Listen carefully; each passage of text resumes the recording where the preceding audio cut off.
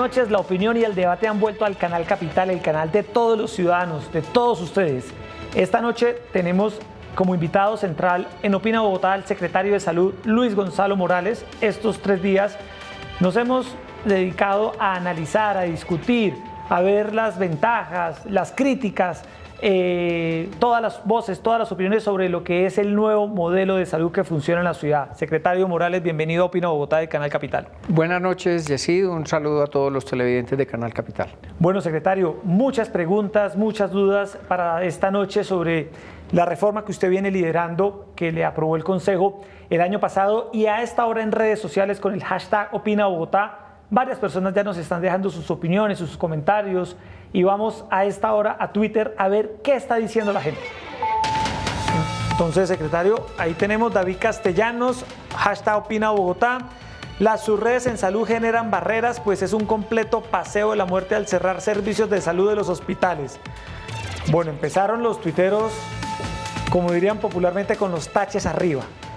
Primera pregunta, el tema de las subredes, secretario. ¿Qué responderle a David? Que no hemos cerrado ningún servicio. Todavía se sigue haciéndole creer a la gente que solamente quedaron 4 hospitales y que se cerraron 18. Y antes, por el contrario, el paseo de la muerte se disminuye porque anteriormente había que pedir permiso para recorrer los 22 hospitales. Hoy no, eso se eliminó, ya no hay que pedir las autorizaciones. Pasar de un hospital a otro es como pasar el paciente del primero al segundo piso. Eso le facilita las cosas a la gente. Secretario, la reforma, ¿por qué se hizo? ¿Por qué se cambió el modelo de atención? ¿Por qué se hizo esta modificación? ¿Cuál es el espíritu del modelo de salud que funciona hoy en la ciudad? Sí, mire, ¿por qué lo hacemos? Porque en la ciudad llegamos y encontramos que 86 de cada 100 colombianos consideran que la salud en el país va por mal camino, que las cosas en salud no se están manejando bien, que se niega el derecho, y de lo que más se queja la gente, de las filas y de los trámites. Entonces la reforma se hace con ese espíritu centrado en las personas. Hagamos cosas que les simplifiquen el trámite, que les simplifiquen el conseguir un servicio a cualquier usuario. Que tengamos más hospitales y menos negocios, que eso es lo que habíamos tenido hasta ese momento. A hoy, un año después de implementar la reforma, 4 cosas o 3 cosas que usted destaque como positivas que ha dejado el nuevo modelo de salud, y unas 2 o 3 o 4 cosas también que usted diga en las que hay que seguir trabajando para ir mejorando.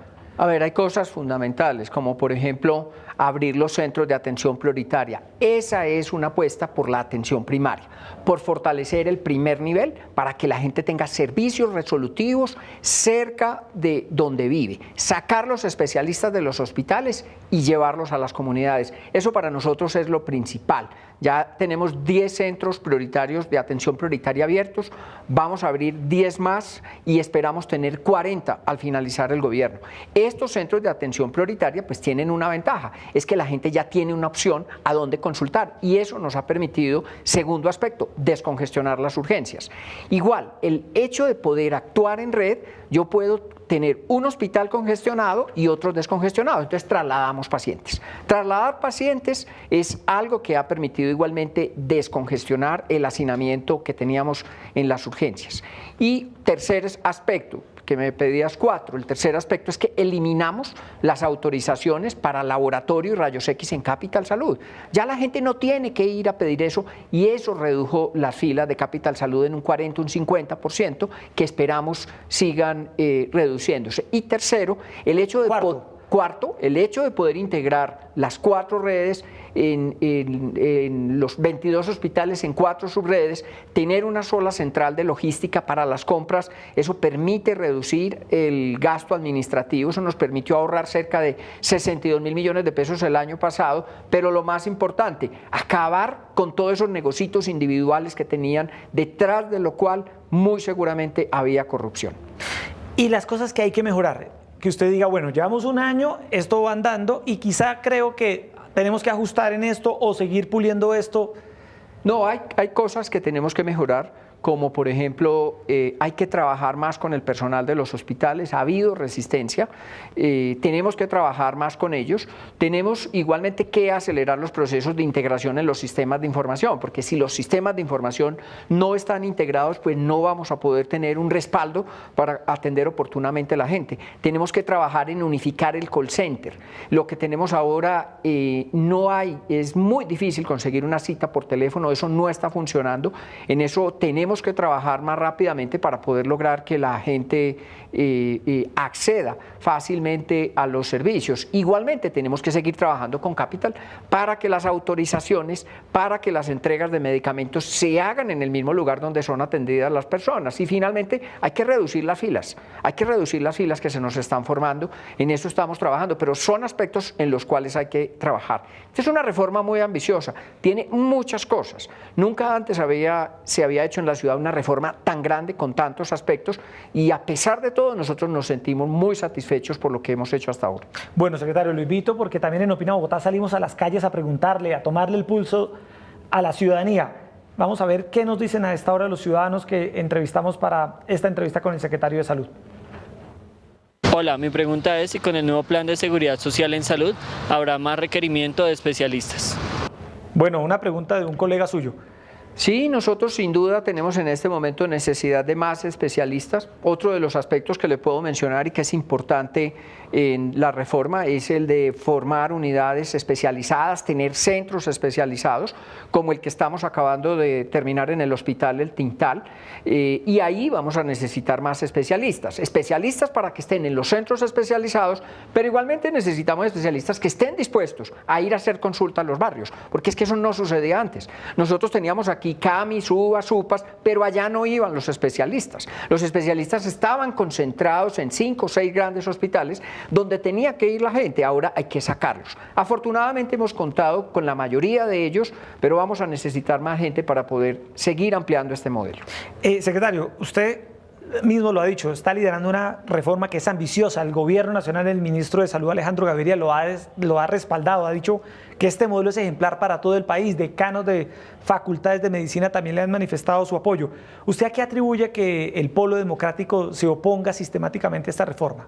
A ver, yo creo que pues es que no hay que hacer mucho esfuerzo para uno darse cuenta que están en una campaña política, primero en una campaña para la revocatoria del alcalde Peñalosa y de todo lo que estamos haciendo, y que esa campaña que están haciendo hoy para revocar al alcalde Enrique Peñalosa, pues uno puede decir es la antesala o la cuota inicial para la campaña a la presidencia que van a hacer el año entrante, de manera que a uno no le sorprende que el Polo Democrático, que abiertamente lo ha dicho, que abiertamente está recogiendo firmas para una revocatoria, pues no sería lógico que estuvieran aplaudiendo el modelo de Peñalosa. Ellos van a tratar de golpear, y golpear el sector salud es muy fácil. Es muy fácil ir a un hospital y encontrar a alguien que se le murió un familiar o que lleva varias horas esperando que lo atiendan. Encontrar gente insatisfecha en el sector salud es muy fácil, y yo sí tengo que decirlo con mucha claridad. Yo critico, yo rechazo que se utilice el sector salud, que se utilicen los pacientes, que se utilicen los hospitales como herramienta de lucha política. Yo creo que un derecho fundamental como es la salud no debe ser utilizada como herramienta política, porque eso degenera su sentido. Otra cosa, secretario, es que también muchos sectores lo han aplaudido a usted porque usted llegó con valentía a un sector que estaba permeado por la corrupción. Héctor Zambrano, el que fue secretario de Salud de Samuel Moreno, ha confesado que hicieron piñata con los recursos de la salud, dejaban la plata de las comisiones en los baños de la secretaría, se robaron los hospitales, se robaron el contrato de las ambulancias. Habían unas mafias muy poderosas en el sector de la salud en Bogotá. Usted ha ido de frente contra esas mafias y eso le ha traído problemas. Sí, por supuesto, desde problemas institucionales hasta problemas personales. Yo he recibido amenazas, he continuado recibiendo amenazas por lo que estamos haciendo, pero vamos a seguir adelante. Ya sabíamos dónde nos íbamos a meter. El tema de los suministros, por ejemplo, Yesides, es un tema muy sensible. En el tema de la compra de medicamentos e insumos médico-quirúrgicos, pues fácilmente los hospitales se gastaban 700, 800 mil millones de pesos al año.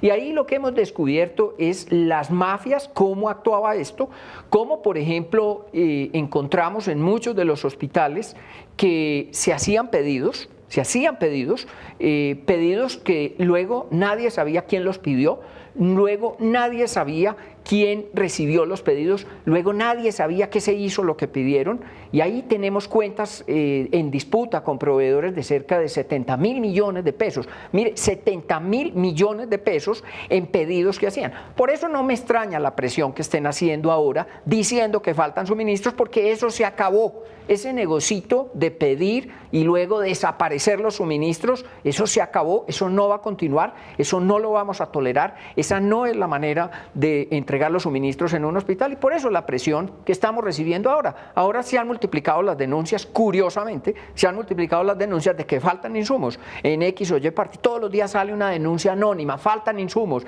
falta tal cosa, y eso en parte, sin desconocer que también tenemos dificultades y que tenemos que mejorar, pero en parte detrás hay esas mafias que se lucraron de los recursos de la salud en Bogotá. Secretario, lo invito a que veamos otra opinión de las personas en las calles. Hola, mi pregunta es, ¿con el nuevo modelo de salud van a cambiar las reformas laborales y salariales para los empleados de la salud? Eso es una muy buena pregunta. La primera es que hay un mito que lo dicen inclusive los del Polo Democrático, que es que a las personas que trabajan en los hospitales del distrito les pagan salarios de miseria. Eso no es cierto. Acabamos de recibir un estudio de la Universidad Nacional que compara con cerca de 1.400 instituciones privadas que hay en Bogotá, y el distrito paga en promedio un 10% más que en el sector privado. Eso no es cierto. ¿Y eso va a seguir funcionando? Sí, eso va a seguir funcionando. O sea, los empleados de la salud pueden estar tranquilos de que la reforma no les toca el bolsillo. No, no les va a tocar el bolsillo. Nosotros no vamos a desmejorar eso. Pero sí hay algo que hay que decir, y es que la vinculación de muchos de los empleados, de los trabajadores del sector de la salud, se hace por órdenes de prestación de servicios, por contratos de prestación de servicios. Pero esto es un problema de todo el país, de todos los hospitales. Este es un problema que tiene que liderar el Ministerio de Salud. El Congreso de la República han prometido muchas veces una ley para resolver este problema que tienen todos los hospitales, no solamente los de Bogotá, sino los de todo el país, para que tengan unas condiciones laborales que sean diferentes y no las que tienen actualmente. En eso estamos de acuerdo, en eso apoyamos a los trabajadores, y en eso pueden contar con nosotros y con el alcalde Peñalosa para liderar en el Congreso una iniciativa que resuelva estos asuntos. Secretario, la personera en las últimas semanas ha estado insistiendo en dificultades en el modelo de salud, ha adelantado visitas. Sobre el trabajo que viene adelantando la personería, ¿usted qué debe responder? No, a mí me parece muy bien lo que hace la personería. Ellos van a los hospitales, yo les agradezco mucho porque muchas veces es la única manera que yo me entero de lo que está sucediendo. Ellos han hecho unas visitas, me parece muy bien la labor que están haciendo, yo respeto, yo apoyo esa labor, pero igualmente varias de las denuncias que le han hecho a la personería surgen de anónimos, y así me lo han manifestado. De hecho, ellos mismos lo han dicho, surgen de anónimos, y ahí sí yo creo que en algunos casos están asaltando la buena fe de la personería y algunas personas, porque esos anónimos no están diciendo la verdad, esos anónimos están repitiendo. Y no estoy diciendo que los anónimos vengan de donde le voy a decir, pero esos anónimos repiten lo que dicen los enemigos de Peñalosa todos los días. Eso es lo que dice el Polo todos los días, y los anónimos dicen lo mismo. De manera que en eso hay que tener cuidado, porque tampoco hay que creerle a todo lo que se dice. Bueno, vamos a redes sociales, hasta Opina Bogotá, a esta hora, a leer opiniones de los tuiteros que nos comparten sus puntos de vista. Bueno, ahí tenemos la opinión. Gio Medina: Opina Bogotá, buen programa, muchas gracias Gio por la sintonía. ¿Será que tocarán el tema de la remuneración mensual a los contratistas? ¿Será el sector salud el peor pago? No, ya lo decía, el estudio que nos acaba de mostrar la Universidad Nacional. No somos el sector público de Bogotá, los hospitales, no es el que pague más mal. Nosotros en promedio estamos pagando 10% más que los privados en salud en Bogotá. Bueno, secretario, sobre el tema del hacinamiento, ha habido una cantidad de cifras de lado y lado. El Polo señala unas, la personería señala otras. Oficialmente se ha hablado que se redujo el hacinamiento del 250% al 134%. ¿Cuál es la realidad hoy del hacinamiento en los hospitales de la ciudad? A ver, la realidad, y yo creo que lo que más que cualquier cifra es que vayan y miren. Cuando quiera vamos y miramos, hacemos las visitas y nosotros sí tenemos un registro fotográfico, fílmico, de cómo estaban las cosas, inclusive en diciembre. ¿Cómo estaban? ¿Y cómo estaban? No, en diciembre el hospital de Kennedy era un desastre. En diciembre del 2015. Nosotros encontramos, yo visité prácticamente todos los hospitales durante el empalme en diciembre de 2015, el hospital de Kennedy, el hospital de Mason, el hospital de Santa Clara, el hospital de Simón Bolívar, eran un desastre. Pacientes en el suelo, físicamente en el suelo, hacinados sobre los corredores, eso no lo van a ver hoy. Y yo los invito a que vayan, independientemente de la discusión de las cifras, porque las cifras son dependiendo de cómo usted lo haga. Por ejemplo, hay personas que van un día y entonces dicen, ¿cuántos pacientes hay? Ah, hay tantos, ¿cuántas camas? Y dicen, hacinamiento del 200%. ¿Sí? En ese momento, esa fotografía instantánea, en ese momento, usted encuentra el 200%. Pero usted va 2 horas o al día siguiente y usted va a encontrar que ya los pacientes los movieron. Es normal que los pacientes se hacinen a veces en urgencias, porque un hospital no cierra las puertas. Un hospital no es como un hotel, que cierra la puerta y no entra nadie más, porque no hay más camas. En el hospital tenemos la obligación de atender a todo el que llegue. Lo que pasa es que los pacientes se reciben, se evalúan y los vamos evacuando. Unos los enviamos para los CAPS, otros los enviamos para otros hospitales y rápidamente vamos descongestionando los servicios. Pero hoy pueden ir, y yo sí eso lo tengo que decir con claridad, nosotros no tenemos pacientes en el suelo, no tenemos pacientes sobre cartones, el hacinamiento es algo que venimos superando. Claro, yo nunca he dicho que haya desaparecido el hacinamiento, seguimos con hacinamiento, pero ha mejorado sin ninguna duda. Otro tema que planteó el concejal Manuel Sarmiento, que estuvo en Opina Bogotá anoche, es el tema de territorios saludables, que cuestionan que por qué ese programa fue clausurado. Y era una pregunta que le teníamos, secretario, para que usted la respondiera. Sí, mire, Territorios Saludables es el nombre que la administración anterior le colocó a la estrategia de atención primaria. La estrategia de atención primaria es una estrategia mundial difundida por la Organización Mundial de la Salud y que busca básicamente acercar los servicios, sobre todo los servicios de promoción y prevención, entre otras de sus interpretaciones. Nosotros no hemos terminado Territorios Saludables. Nosotros tenemos nuestra propia estrategia de atención primaria que se llama Salud Urbana, con cerca de 500 gestores que hacen lo mismo, que van a la casa, que tienen un tensiómetro, que tienen un glucómetro, que examinan los pacientes, que en línea consultan la historia clínica, dan las citas. O sea, tenemos una estrategia de atención primaria focalizada en los más enfermos, en los barrios donde hay mayor pobreza, que es mucho más efectiva y que cuesta 1/10 parte de lo que costaba Territorios Saludables. Territorios Saludables tenía un componente técnico que hacía eso, pero tenía igualmente un componente político.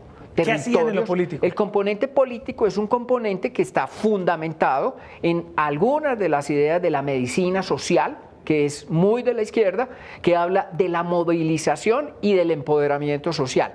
Entonces, lo que dicen ellos es que la salud es un derecho de los ciudadanos y que la posibilidad de tener más o mejor salud depende del poder político, del acceso al poder político. Entonces, lo que hacía Territorios Saludables con cerca de 2/3 partes de su equipo, de las cerca de 10.000 personas, cerca de 2/3 partes de ese equipo, lo que hacían era una labor política de movilización y de organización social. Que no tenía nada que ver con la salud. Que no tenía nada que ver. Lo que pasa es que ellos consideran que la movilización social, que el empoderamiento social en defensa de lo que ellos consideran, en defensa política de lo que ellos consideran un derecho, pues eso era lo que hacían. Pero al final eso no estaba haciendo una acción directa en salud. Esa parte sí la desmantelamos. Y ya le dije por qué. Porque nosotros no creemos y rechazamos que la salud se utilice como un instrumento de lucha política. Eso no se debe hacer. Nosotros creemos que el sector salud es neutral. El sector salud no tiene por qué responder ni los enfermos, ni la atención de los enfermos, ni a la derecha, ni a la izquierda. Usted lo tienen que atender porque es enfermo, porque está enfermo, sea de izquierda, sea de derecha, sea político, sea ateo, sea LGBT. Eso no debe existir y a nosotros nos parece que eso no se debe hacer con el sector salud. Secretario, vamos a escuchar lo que opina un concejal de Bogotá, el concejal Josman Martínez de la Alianza Verde, sobre el modelo de salud, porque en Opina Bogotá también le tomamos el pulso a la clase política. La nueva estructuración del sistema de salud la hemos aprobado porque consideramos que debemos reducir los gastos administrativos y concentrarnos en invertir en más médicos, en más camas, en mejor atención, en mejorar el sistema de salud. Por eso considero que el sistema que se ha transformado ahora, al mediano plazo, con seguridad le va a dar mejor atención y servicio a todos los ciudadanos capitalinos. Y este modelo deberían replicarlo en todo Colombia, porque es un modelo que va a garantizar más y mejor salud para la gente y menos gastos administrativos y financieros, porque allí es donde se está yendo la plata, y la plata tiene que estar para la medicina y para el buen servicio de los capitalinos. Bueno, ahí estaba la opinión del concejal Josman Martínez. Secretario, en Opina Bogotá también anoche el concejal Manuel Sarmiento y el concejal Daniel Palacios se trenzaron en una disputa, en una discusión sobre los indicadores de salud en la ciudad.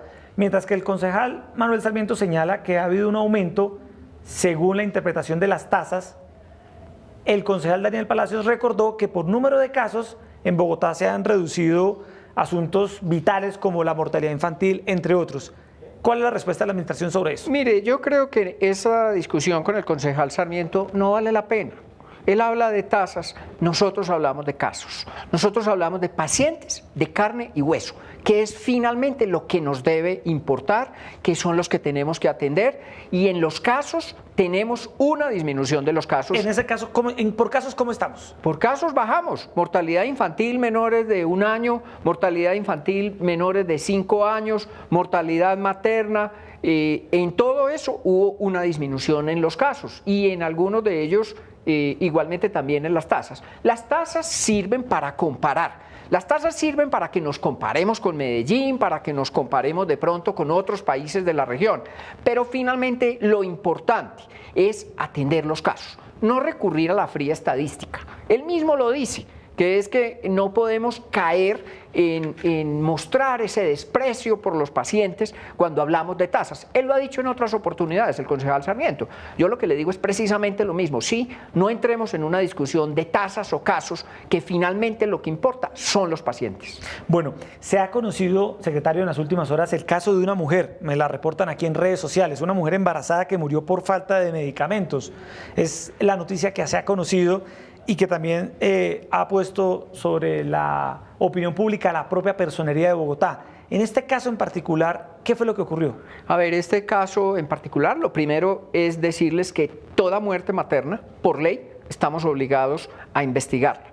Que la investigación de toda muerte materna tiene un protocolo que está establecido por el Ministerio de Salud, tiene un comité especial que está conformado de en este caso cerca de 14 personas, o sea, no es tan fácil manipular las cosas como dicen algunos, son cerca de 14 personas de diferentes estamentos que hacen la investigación del caso. La denuncia llega a la personería por un anónimo y la personería me pide que investigue el caso. A raíz de eso, pues yo voy personalmente, miro la historia clínica, reviso el caso y yo tengo que decir que aquí hay mala fe de quien denunció. Ahí basta con leer la historia clínica. Usted puede leer la historia clínica. ¿Y qué fue lo que pasó? No, ellos dicen que no había un medicamento que costaba 300 pesos. Basta con leer la historia clínica. No hay sino que leer. No hay que hacer mucho esfuerzo para que se den cuenta que sí existía el medicamento, que el medicamento se lo colocaron a la paciente. La paciente fue intervenida de una cesárea el 3 de mayo de este año. Al día siguiente, los médicos deciden cambiar el medicamento porque no le baja la presión y la manejan durante 5 días. La paciente no murió, como dicen, por la falta de ese medicamento, que primero sí lo había, sí se lo colocaron, que de pronto lo colocaron con demora, pero no porque no lo había, sino porque al parecer el médico no sabía que en el carro de paro también hay ese medicamento para los casos en que se necesite. La paciente muere 5 días después de una hipertensión no controlada, pero es muy fácil, no es sino leer la historia clínica, pero dejemos que sea el comité que está establecido por la norma. A la paciente se le ordena que le hagan una necropsia porque no hay claridad acerca de cuál fue la causa de la muerte.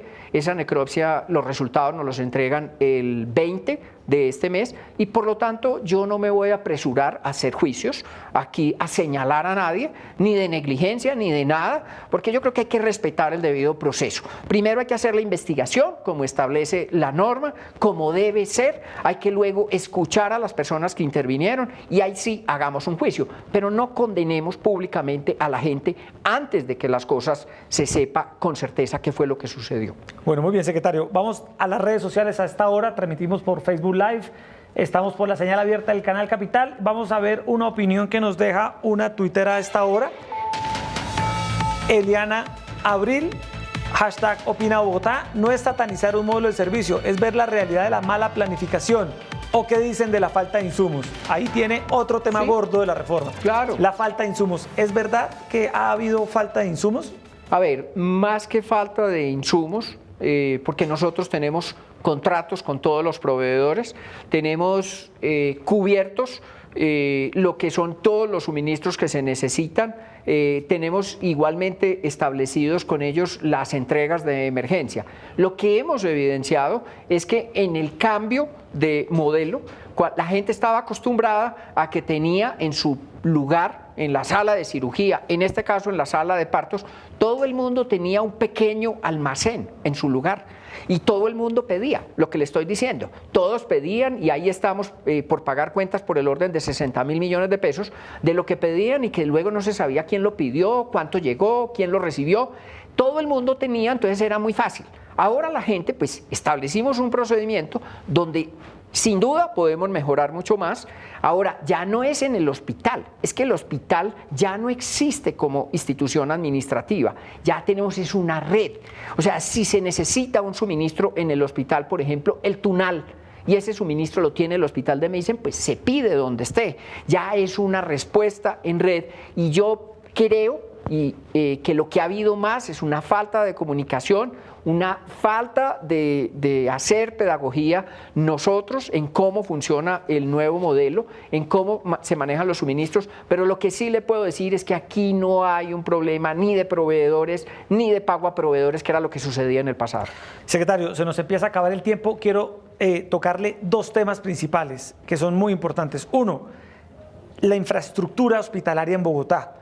¿Cuándo va a estar lista la nueva sede de urgencias del Hospital de Kennedy, esa obra del carrusel de la contratación que terminó abandonada, un hueco allá lleno de hierros, mientras que muchos ciudadanos necesitaban un mejor servicio de urgencias? Y la segunda, Capital Salud, ¿cómo la recibieron y cómo está hoy? Sí, lamentablemente la infraestructura hospitalaria en Bogotá, especialmente la pública, abandonada. Por 8 años, por problemas de corrupción, de planificación, de falta de orden, lo que usted quiera, pero llevábamos 8 años con una infraestructura pública prácticamente abandonada. En los últimos 8 años, el único hospital que se construyó es el Hospital El Tintal, que lo inauguró la administración anterior al final, pero que finalmente es un hospital que apenas estamos en este momento terminando porque tenía serios problemas en las cubiertas, en las salas de cirugía, en el área de rayos X, cosas que ya están superadas y que nosotros esperamos que eso quede terminado. El Hospital de Kennedy igualmente es un ejemplo del abandono. ¿Cuándo quedan las urgencias de Kennedy? Las urgencias de Kennedy nosotros estimamos, en este momento estamos arreglando todos los problemas que tiene el sótano, sí. Estimamos que la construcción de la nueva torre, que va a tener 4 pisos, tarde más o menos de 16 a 18 meses. Perfecto. O sea, de pronto al final del año vamos a tener la central de urgencias del Hospital de Kennedy, que ha sido el anhelo de ese sector de la ciudad, de ese hospital, porque no hay una central de urgencias en el sur de la ciudad y eso nos genera muchas dificultades, sobre todo para los pacientes. ¿Capital Salud? Capital Salud es igualmente una entidad con un déficit de más de 650.000 millones de pesos. ¿Qué ha hecho usted en ese tema? El compromiso del alcalde Enrique Peñalosa es rescatar esa entidad, porque no podíamos, como pidió la administración anterior, que la liquidaran. A nosotros nos parece que eso es un acto de irresponsabilidad. Liquidar Capital Salud es dejar 1.200.000 personas pobres de Bogotá sin cobertura. Por eso el alcalde desde muy al principio dijo hay que rescatar como sea Capital Salud. El año pasado le hicimos una inyección de 55.000 millones de pesos.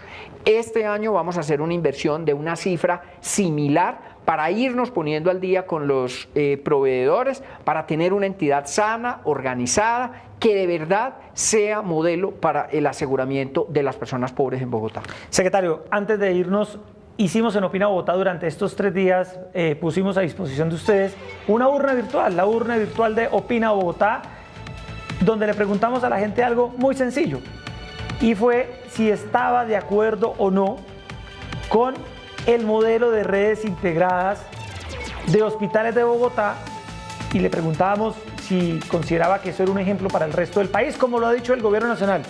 Secretario, le debo contar que esta ha sido la encuesta más votada en el mes que llevamos al aire de este programa. Casi 100.000 votos tuvimos intensamente de todos los sectores. Esta encuesta estuvo apretada en muchas ocasiones. Empezó ganando el sí, después se fue poniendo parejo, después terminó ganando el no, como ustedes lo están viendo en pantalla.